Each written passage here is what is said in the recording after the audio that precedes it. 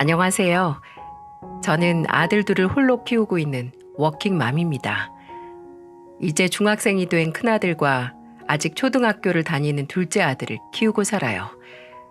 혼자 아들 둘을 어떻게 키우느냐고 그러시겠지만 저는 친아버지의 도움으로 끄떡없이 잘 키우고 있답니다.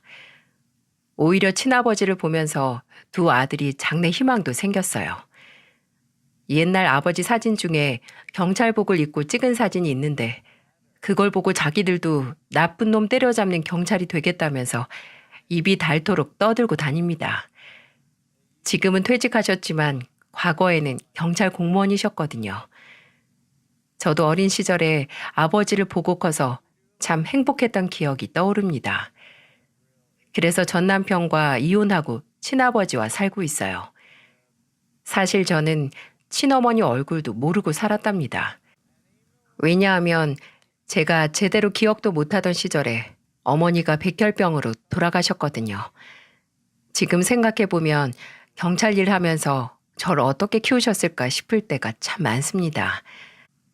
물론 너무 바쁜 경찰 생활로 저는 주로 친할머니 손에서 자랐어요. 그래도 아버지는 어머니의 빈자리까지 채워주려고 많은 노력을 하셨답니다.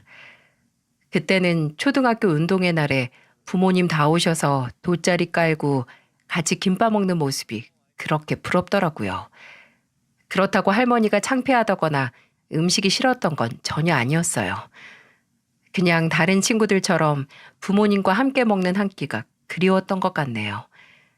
그래도 싫은 내색 없이 할머니가 서툴게 싸우신 도시락을 같이 먹으면서 즐거운 이야기를 하면서 먹고 있었습니다. 그런데 할머니랑 밥을 먹고 있는데 저 멀리 아버지 모습이 보이는 거예요.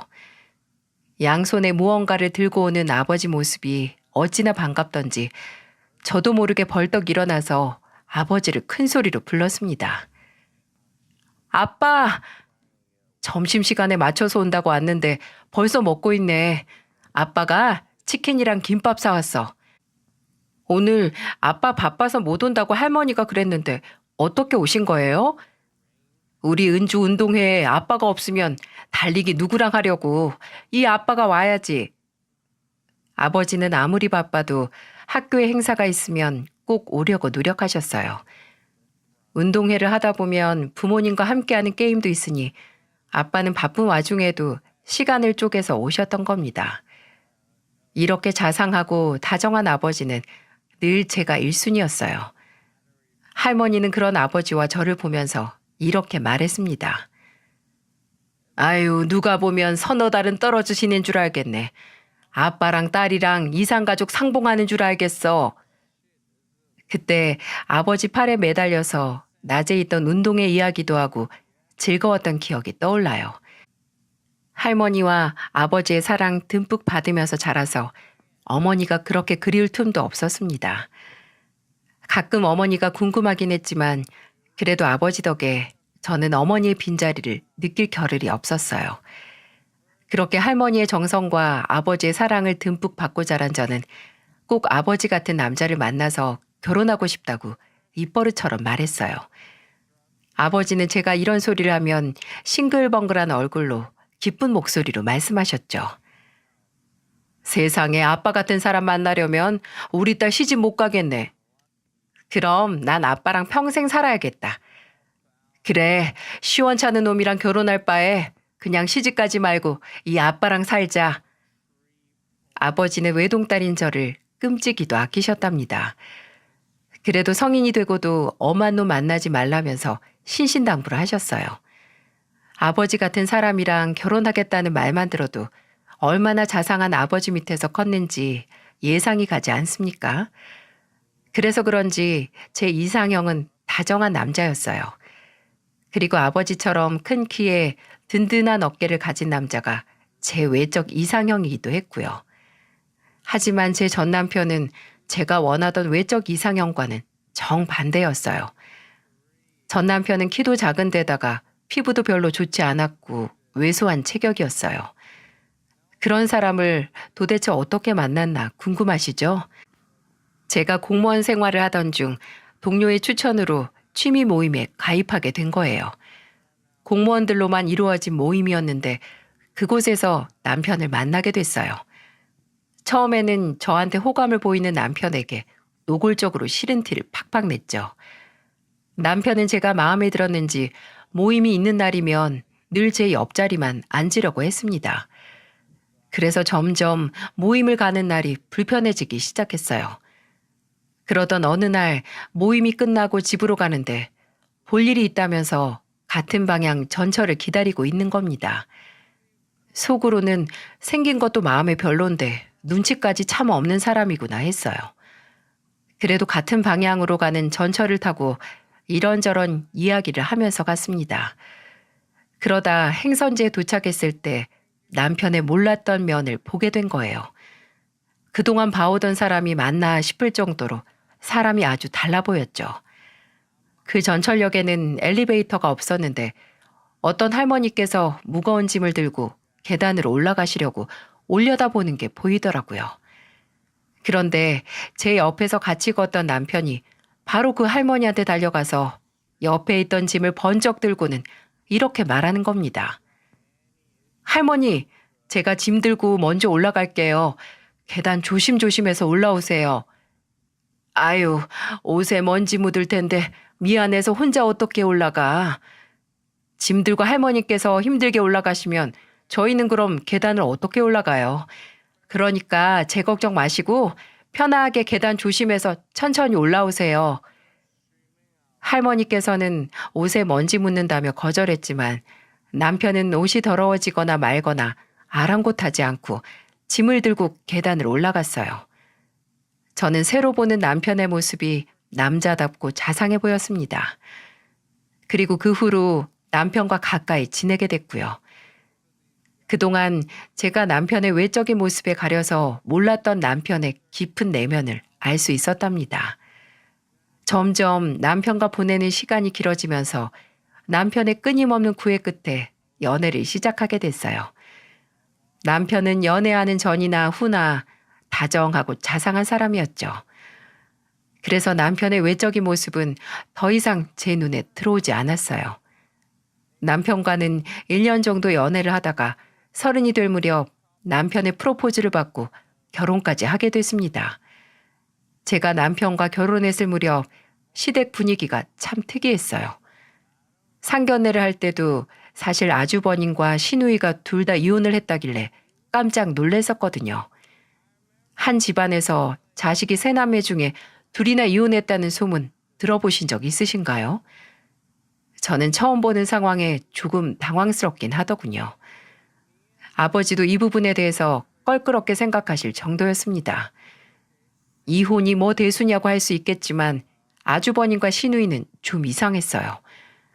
남편에게 자세히 들었던 이혼 사유가 하나같이 별로였거든요. 아주버님은 경제적 능력이 없어서 이혼했고 시누이는 바람피다 걸려서 이혼당했던 거였어요. 저는 한 집안에 이혼을 2명이나 했다는 게 놀라웠지만 그래도 크게 개의치 않았습니다. 왜냐하면 예비 시부모님들이 저를 너무 예뻐하셨고 결혼 준비를 하는 내내 제게 하나라도 더 해주고 싶어 하셨거든요.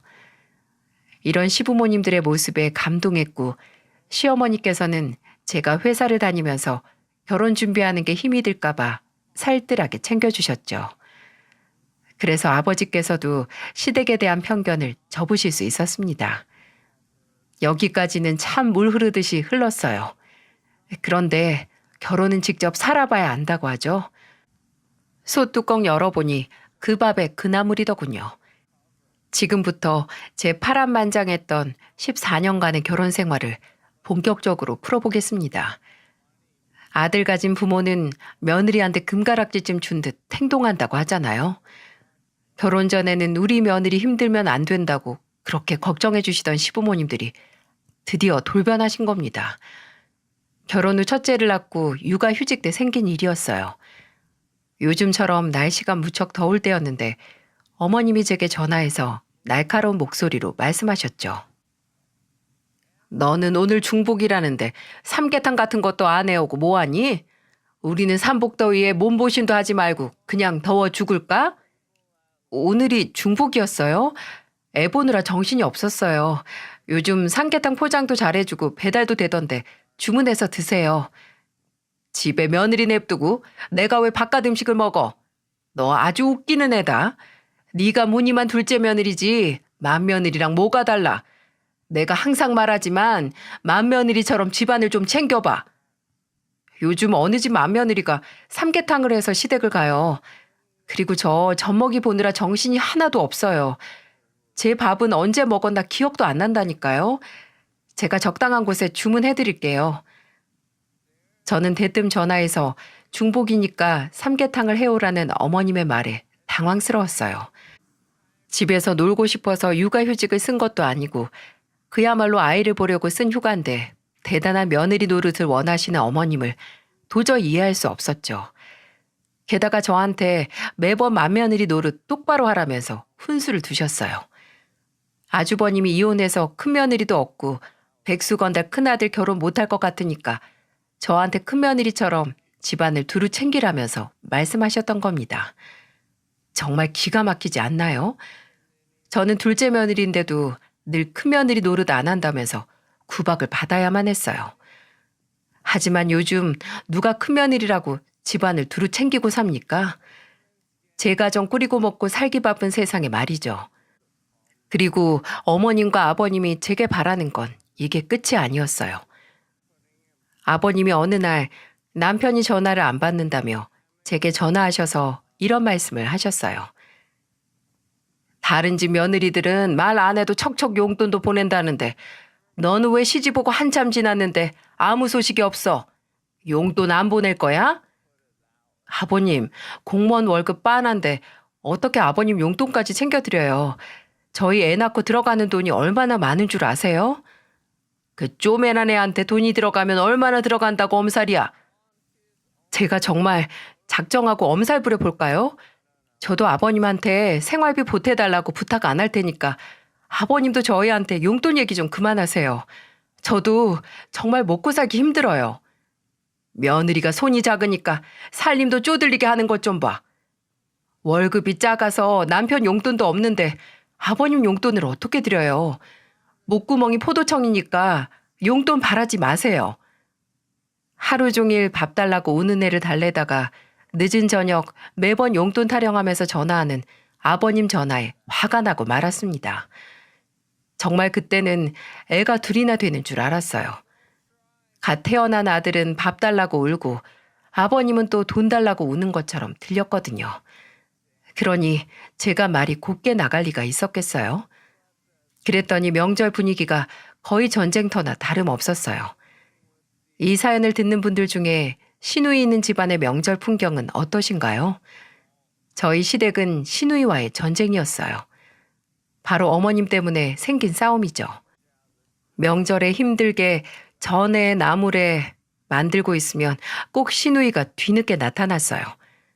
손이 많은 집안도 아니고 어머님이랑 둘이 해야 되는 거 뻔히 알면 결혼도 안 한 시누이가 도와줄 수 있는 거 아닌가요?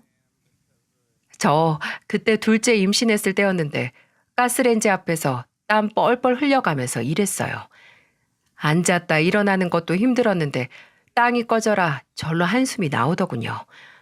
그런데 그런 저를 보면서 어머님이 한 소리 하셨습니다. 너는 그거 좀 했다고 재수없게 명절에 한숨을 그렇게 쉬니 집안에 재수 온 붙으려고 그러는 거야? 그게 아니라 몸도 붓고 허리도 아프고 힘들어서요. 임신 처음 해보는 것도 아니고 뭐가 힘들다고 엄살이야? 첫째는 어떻게 낳았나 몰라? 맞은데 또 맞는다고 안 아픈 거 아니잖아요. 임신해봤다고 안 힘든 사람이 어딨어요. 어머님은 그럼 막내 아가씨 낳으실 때는 진통도 안 겪으셨겠네요. 얘가 말하는 것 좀 봐. 지금 나랑 해보자는 거지? 임신했다고 유세 떠는 거야 뭐야? 유세 떠는 게 아니고 힘들다고요. 저 좀 그만 쉴게요. 저는 몸이 너무 힘들어서 남편이 있는 방으로 들어가서 누웠어요. 정말 허리가 끊어질 것 같아서 더 이상은 뭘 할 수가 없었어요. 몸이 힘드니까 친정으로 도망치고 싶었죠. 그런데 그때 하루 종일 방구석에서 늘어지게 잠만 자던 시누이가 드디어 방에서 나오는 소리가 들리더군요. 집이 운동장만큼 넓은 것도 아니고 요리하는 소리가 들리면 나와서 도와줄 수도 있는 거 아닌가요? 시누이는 자다 일어난 목소리로 밥 달라면서 어머니께 투정을 부리는 것 같았어요. 그랬더니 어머님이 어떻게 하셨는 줄 아시나요? 겨우 방에 들어가서 쉬고 있는 저를 부르시는 겁니다. 진짜 어처구니가 없었어요. 어머님은 저에게 시누이 밥 좀 차리라며 부르셨고 어이가 없던 저는 방문을 벌컥 열고 나가서 소리쳤습니다. 아니 식구들 밥 다 먹은 지 얼마나 됐다고 또 밥을 차려요. 네 시누 밥 안 먹었잖아. 당연히 또 차려야지. 너는 이런 것도 안 배우고 왔어? 하긴 엄마 없이 자란 애가 그렇지 뭐. 다 내가 참을 인자 그려가며 가르쳐야 알겠지. 아유 답답해서 원. 어머님 보고 자란 시누이 보니까 가정교육은 엄마가 없을 때보다 못한 것 같아요. 저는 그래도 할머니랑 같이 자라서 명절에 해 저물도록 잠이나 자라고 배우진 않았거든요. 어머님께서 제게 엄마 없이 자란 애가 다 그렇다면서 이야기를 하니까 저도 화가 났어요. 솔직히 며느리한테 가정교육 운운하며 화를 내는 건 선을 넘은 거 아닌가요? 그래서 저도 어머님께 똑같이 말씀드렸던 거죠. 일하다가 늦은 것도 아니고 그냥 늦잠 자다 일어난 시누이 밥상은 정말 차리기 싫었답니다.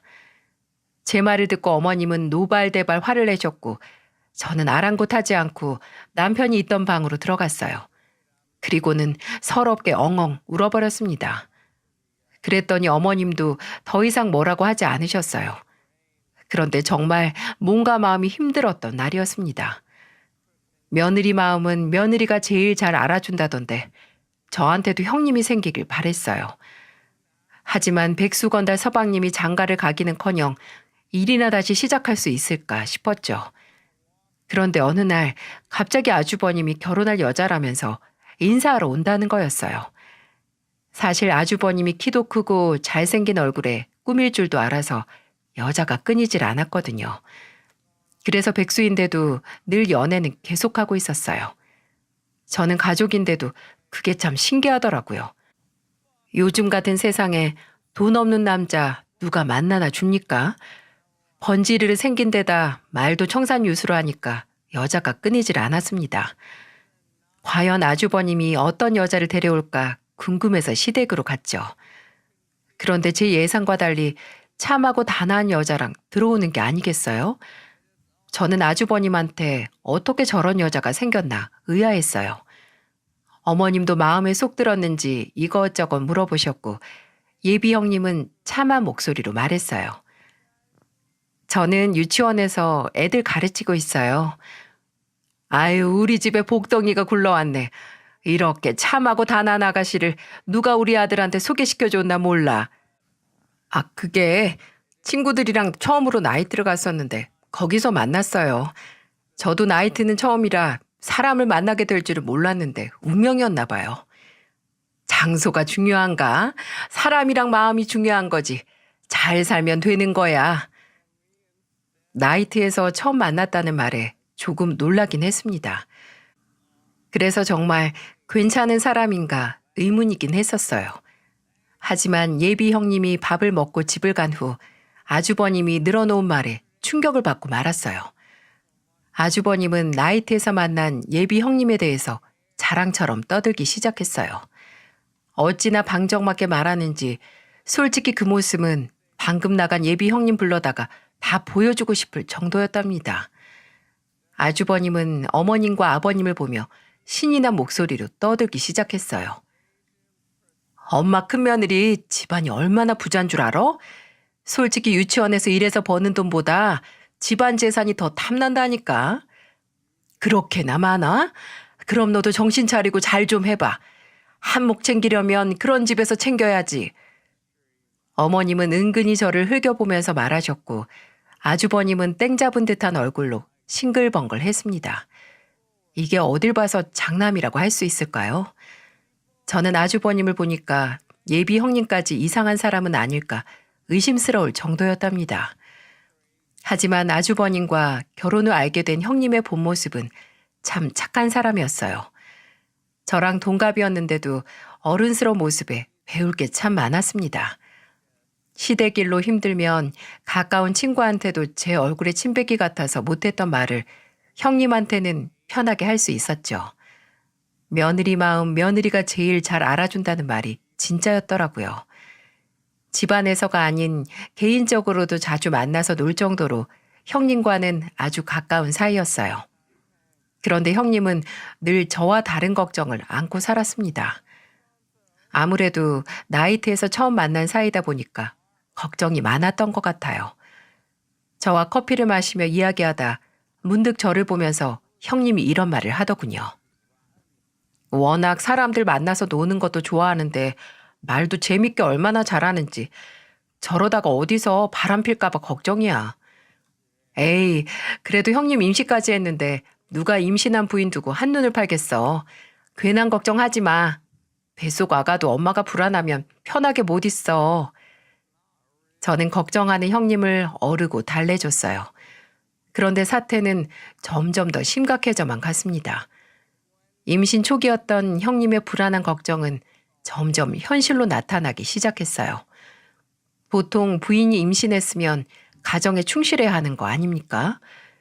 형님은 임신 중인데도 눈물 마를 날이 없었죠.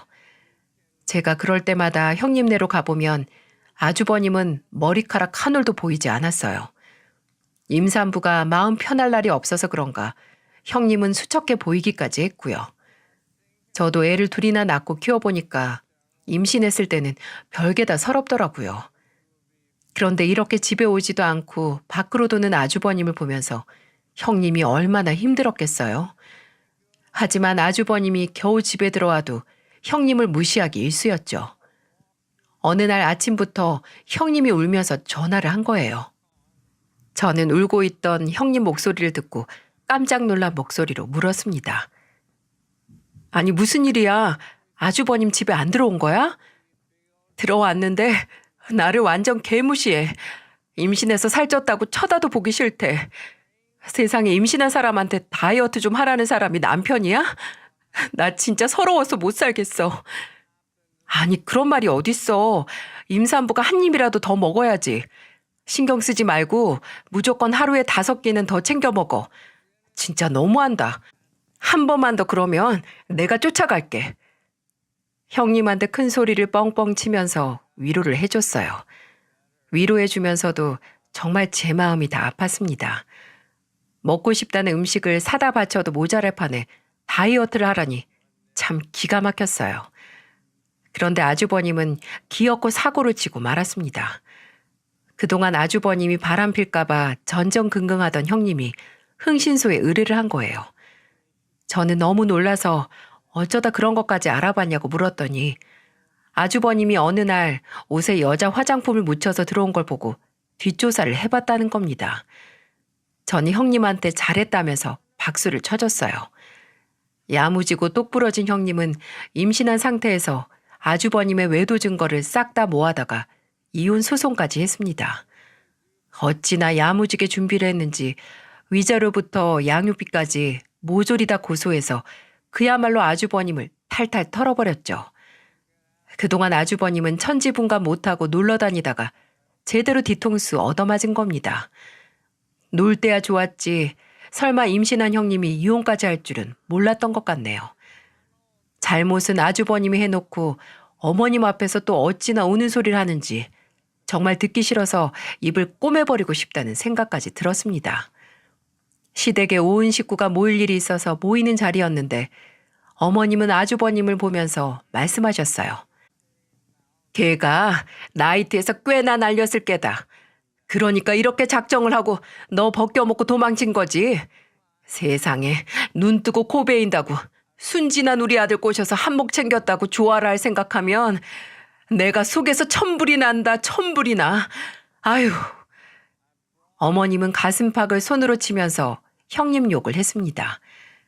처음에 형님네 집안 잘 살아서 벗겨먹을 생각했던 사람은 어머님이랑 아주버님이었는데 결국 당한 건 본인들이라며 화를 내더군요.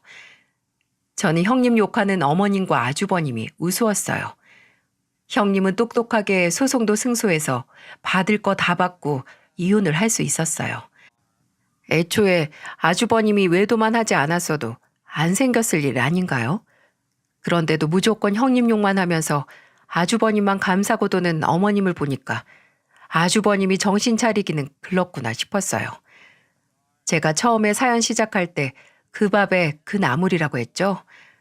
염치 없기로는 시누이도 뒤처지지 않았습니다. 걔가 똥을 끊는다고 바람 펴서 이혼까지 당해놓고 시누이는 어디서 연하인 남자를 만나서 동거를 하고 있었어요. 이 정도면 남자 없이는 한시도 못 사는 바보라고 해도 과언이 아니지 않을까요? 그래놓고 시누이는 제게 당당하게 이런 부탁까지 했습니다. 새언니, 혹시 돈 좀 있어요? 나 여기 원룸 월세 내야 되는데 현금이 없어서요. 돈 좀 보내주면 안 될까요? 아가씨는 대체 뭐하고 다니길래 월세도 못 내고 살아요.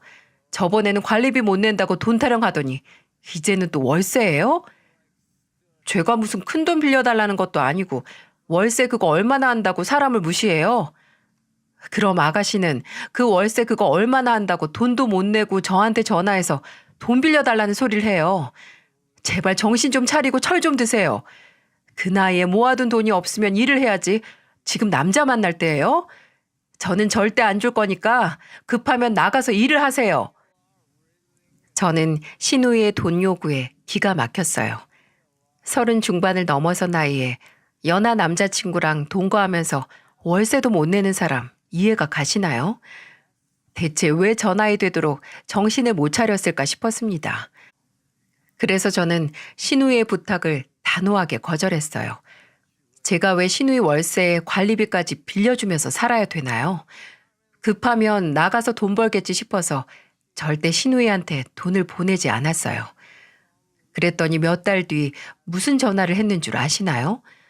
돈은 없어도 휴가는 가야겠다고 생각했는지 저한테 글쎄 휴가비를 빌려달라는 겁니다.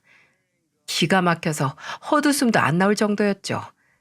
저는 시누이 전화에 한심하다는 목소리로 말했습니다. 일하지 않는 자 먹지도 말라는데 어딜 가려고요? 제발 아가씨가 직접 번 돈으로 먹고 놀아요. 아가씨가 일한 돈으로 놀고 먹으면 누가 뭐라고 해요? 돈 빌려주기 싫으면 좋게 말하면 되지. 지금 저 무시하는 거예요? 네, 무시하는 거예요. 아가씨 또래 어떻게 사는지 보고 좀 배우세요. 저는 아가씨한테 쓴소리를 뱉어내고 전화를 확 끊어버렸어요.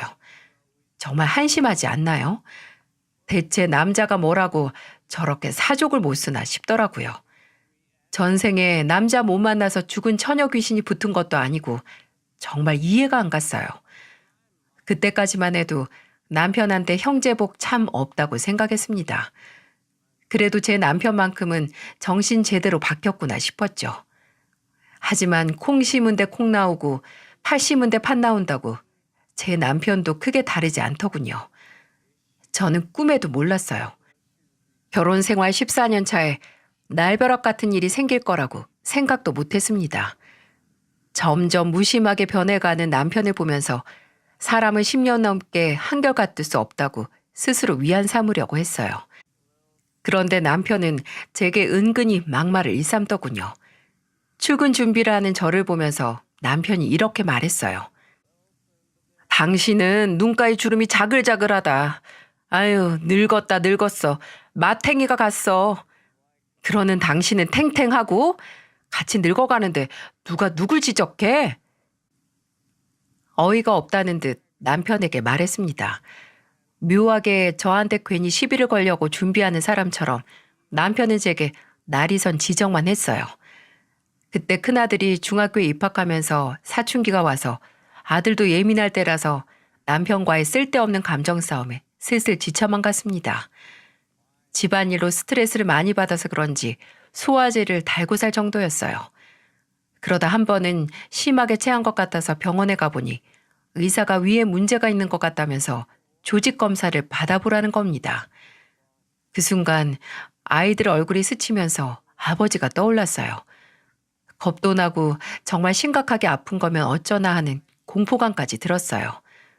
그래서 병원에서 검사 예약을 하고 남편에게 이 얘기를 했더니 뭐라고 하는 줄 아시나요? 그러니까 적당히 좀 먹어.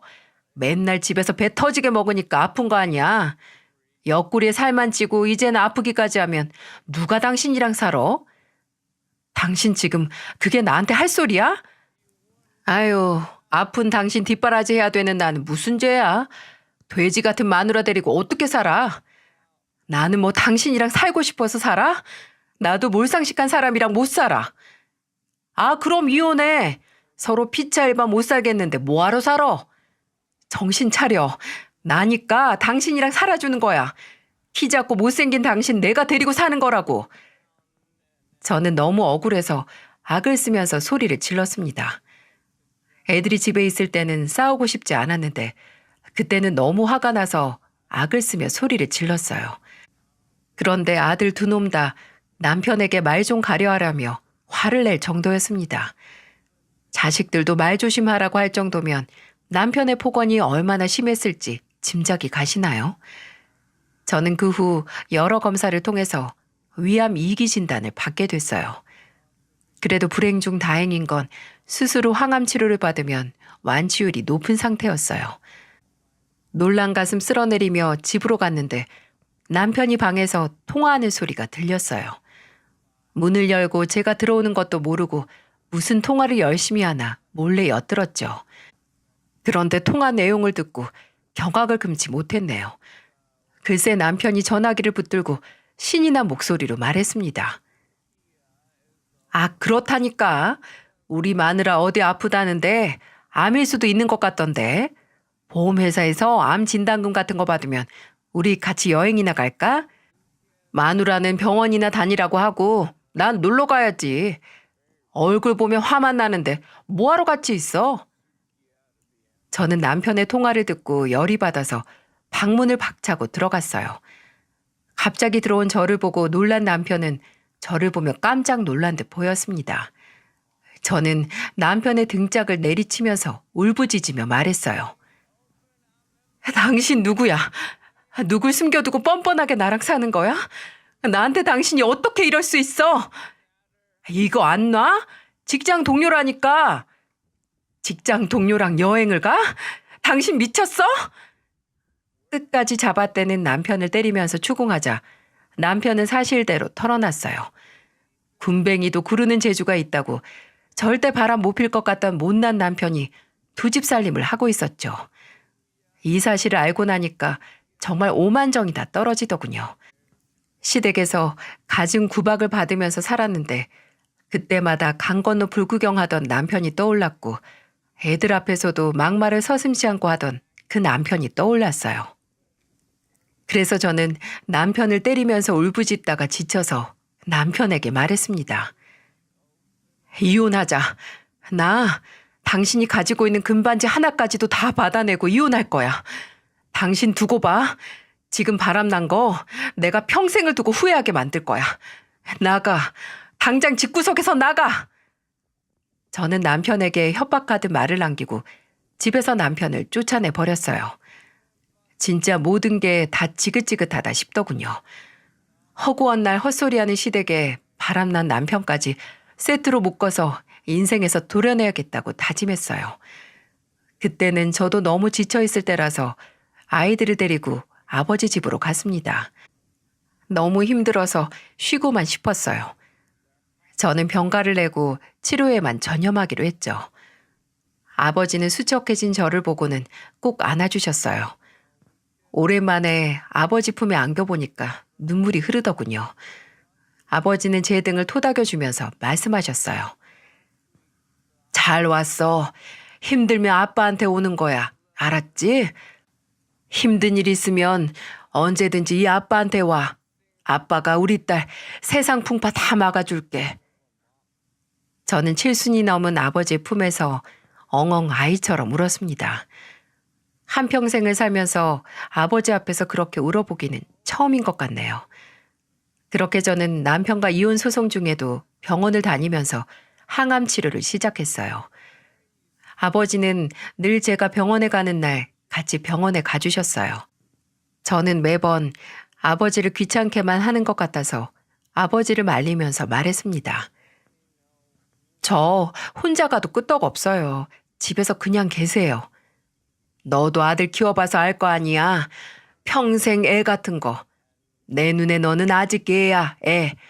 병원 가다 무슨 일 생길 수도 있는데 이 아빠가 같이 가줘야지.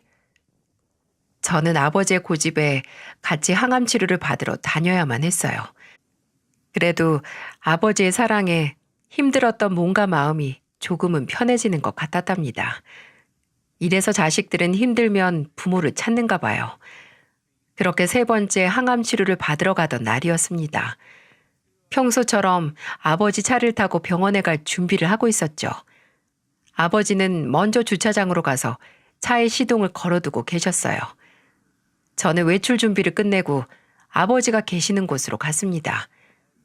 아버지 차를 발견하고 걸어가고 있는데 저 맞은편에서 어머님이 저를 보고는 달려오시는 겁니다.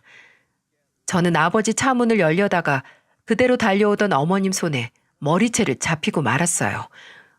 너무 갑작스러운 상황에 어쩔 줄을 몰라 하는데 어머님은 제 머리채를 잡고 소리를 지르며 말씀하셨죠. 네가 감히 명절에 내 허락도 없이 안 와? 아주 작정하고 나한테 명절에 할 일 다 독박 씌우려고 한 거지? 이 불려시 같은 년. 전 뒤집는 게 뭐가 그렇게 힘들다고 하나? 그리고 이혼을 누구 마음대로 하겠다는 거야? 시부모한테 무릎 꿇고 빌어도 이혼을 해줄까 말까인데 감히 얼굴도 안 비추고 네 맘대로 하겠다는 거야? 오늘 너 가만 안 둘 거야? 저는 어머님 소나기에서 벗어나려고 안간힘을 썼어요. 그런데 그때 차에서 내린 아버지가 어머님의 머리채를 잡은 겁니다. 차에서 저를 기다리다 어머님이 달려와서 제 머리채를 잡고 흔드는 걸 보고 저희 아버지도 똑같이 어머님의 머리채를 잡은 거예요. 아버지가 워낙 키도 크고 체격도 큰 편이라 어머님은 속수무책이었습니다. 아버지는 어머님 머리채를 잡고 말했어요.